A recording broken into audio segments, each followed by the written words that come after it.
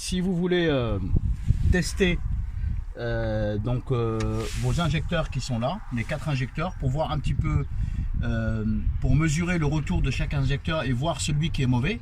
Donc celui qui est mauvais, c'est celui en général qui fait le plus de retour. Donc on va le voir, on a mis 4 bouteilles ici, là, dans lesquelles j'ai rafistolé 3 petits tuyaux que j'ai branchés sur chaque injecteur. Et ça remplace en fait cette petite rampe qui vient se fixer sur le retour ici au niveau du petit mètre cylindre là. Voilà. Et donc en fait compte, normalement ça vient se plugger sur chacun des injecteurs de manière à ce que le retour se fasse directement là-bas. Donc ce que j'ai fait, c'est pour tester les injecteurs, j'ai enlevé cette rampe là. Voilà. Je l'ai remplacé par ces 4 tuyaux. Et ici, là, je l'ai bouché parce qu'il faut le boucher. Parce qu'il y a aussi un retour vers le bas. Si jamais vous ne le bouchez pas, vous avez du gasoil qui va ressortir par là. Bon, maintenant que j'ai testé, donc j'ai mis dans chacune des bouteilles ici, là, les mêmes bouteilles de préférence. Vous pouvez prendre ce que vous voulez. Voilà, vous faites tourner pendant 3 minutes. Et une fois, à la fin des 3 minutes, vous coupez votre moteur. Et maintenant, on va regarder sur les 4 injecteurs qui sont là, lequel est celui qui remplit le plus la bouteille. Donc celui qui remplit le plus la bouteille est forcément défectueux. Alors il peut y en avoir 2, il peut y en avoir 3.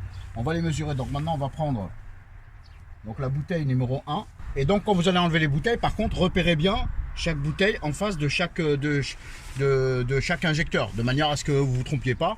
Voilà, pour savoir exactement. Donc si je prends la bouteille, donc je retire mes petites durites là, hop, pour faire tomber tout le gasoil qu'il y a dedans. Voilà, hop. Voilà. Je retire la deuxième. Alors, je fais descendre bien tout le gasoil. Voilà. Tac. Je retire la troisième. Voilà, tac. Et la dernière. Voilà. Donc j'ai bien repéré cette bouteille-là en face de celui-là. Celle-là, c'est celui-là. Celle-là, c'est celui-là. Et celle-là, c'est celui-là. Donc si je mets les bouteilles, je les retire.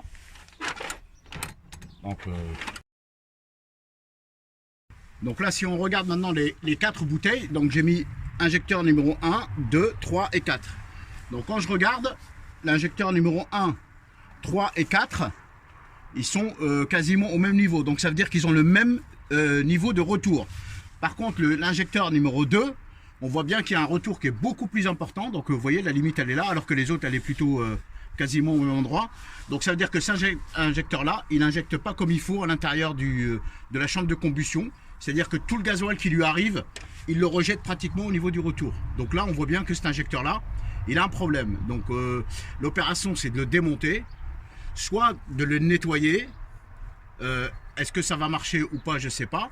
Et le remettre, soit de le changer tout simplement. Et changer un injecteur, c'est environ 180 €, je crois. Bon, après, sinon, dans le Bon Coin, vous pouvez en trouver si ils sont bons ou pas. En tous les cas, on voit bien que l'injecteur numéro 2, il a un gros problème, c'est-à-dire qu'il refoule tout le gasoil qui lui arrive, donc ça ne va pas dans la chambre de combustion. Donc là, moi, j'ai un problème, c'est que le moteur, je le démarre, il tourne impeccable, pas de problème. Et puis, des fois, au bout de 3, 4 minutes, 5 minutes, ça dépend, il s'arrête, il cale tout seul. Donc, est-ce que c'est ça le vrai problème? Je ne sais pas. Mais en tout cas, on voit bien que déjà au niveau des injecteurs, il y a au moins ce problème-là. Donc, on va régler ce problème-là. Et puis, on verra si mon problème est réglé ou pas. S'il n'est pas réglé, il faudra aller chercher ailleurs. Voilà. Merci.